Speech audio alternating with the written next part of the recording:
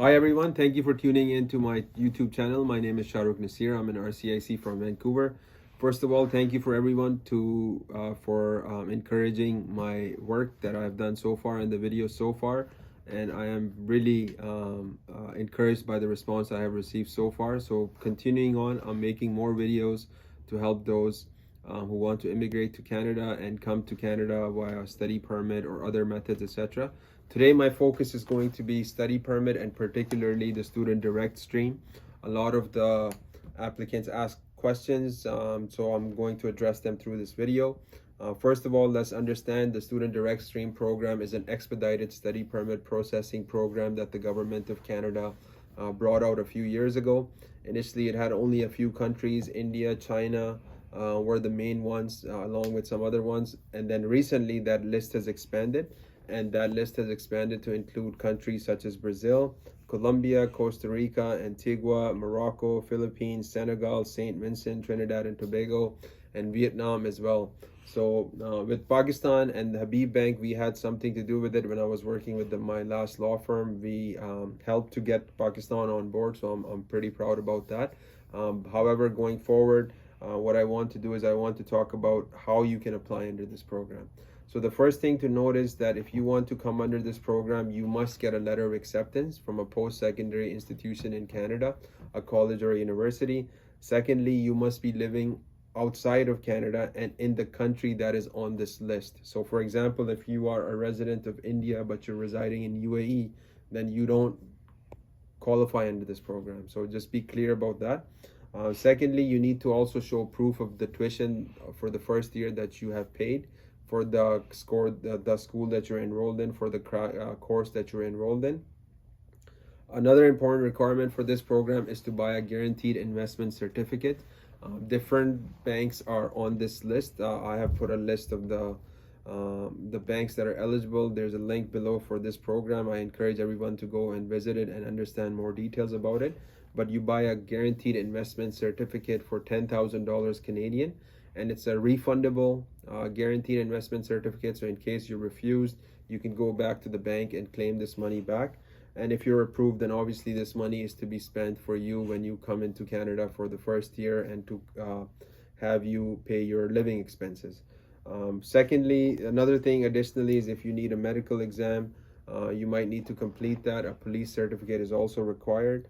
And another important thing is you need to provide your secondary and post-secondary transcripts. So that's also very important. Another important point here is that you must complete the IELTS academics, and you need to get a score of 6 in each ability. So that means you need to get a score of 6 in reading, writing, speaking, or listening. And obviously, if you're applying under the French programs, then there's a different requirement, which is for the TEF, and that is to get a score of 7 in each ability. So that is important. IELTS 6 academic.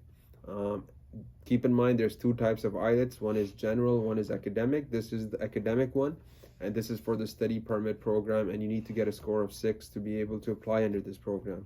Now, the reasons why you want to apply under this program is because this is expedited processing. It's 20 business days as of today. It's usually within 2 to 4 weeks. They process them very fast as compared to the normal study permit stream, which takes about 3 to 4 months at this time. So that's another advantage of applying under this program.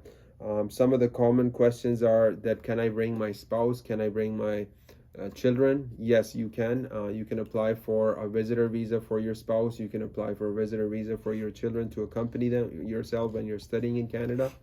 One thing that's important to note is if you are bringing your spouse or your kids to Canada, then your financial requirements are higher. So if you're a spouse, you have to show $10,000 plus $4,000 for the spouse and $3,000 for each dependent that you're going to be bringing into Canada. And this financial support, once again, under the student direct stream is under the GIC that you bought for $10,000, plus you'll have to show a bank statement showing another $10,000-$15,000 to support the expenses of your spouse and dependents traveling to Canada. Another key requirement that I want to highlight is for most countries, this is going to be requiring a police certificate and a medical certificate as well. So you need to get that done before you apply. And obviously you can apply for this yourself if you've completed all the requirements, or you can attain higher services of a professional in Canada to apply. So in summary, this is a very fast processing of a study permit. That's the whole purpose of this program. A few tips that I want to add here is, if you are coming to Canada and you want to get permanent residency in Canada in the future, then make sure that you have a plan with a professional in Canada or yourself on how that will happen. Some practical tips I want to add here is, make sure that if you're coming into a college or institution in Canada, that they have a PGWP, a postgraduate work permit eligibility. What that does is it allows you to complete your program and also work for any employer for a period of anywhere from 1 to 3 years, depending on your course of study, for any employer in Canada. The reason why that is important is, while you're on a study permit, you can only work for 20 hours a week while you're studying full time. You can work full time in the summer and off semesters, but mainly you can only work 20 hours part time per week. And then if you want to convert that to permanent residency later down the road, then you have to figure out which program transitions with it properly. I'll make a video about that separately. However, for today's purposes, make sure that the program you're applying for and the college and institution you are getting an admission from has postgraduate work permit eligibility. I find a lot of students come to Canada in institutions and colleges with the intention of staying for longer, but they don't enroll in a school or complete studies at a school which has postgraduate work permit. And how that leads to problems is, once you finish your studies, Canada and the study permit that you have agreed with in Canada has only authorization for you to study. In order for you to stay for longer than that, you need to have a different status, either a work status or a visitor status, and there's limitations to both of those statuses.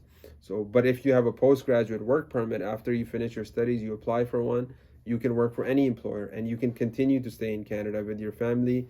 And in the meantime, depending on the province you're in, depending on which category of permanent residency you can apply under, it will allow you time to apply for permanent residency while staying in Canada, which is very important, because generally at this time it takes anywhere from 1 to 3 or perhaps even 4 years to get permanent residency in Canada, even after you apply. So very important.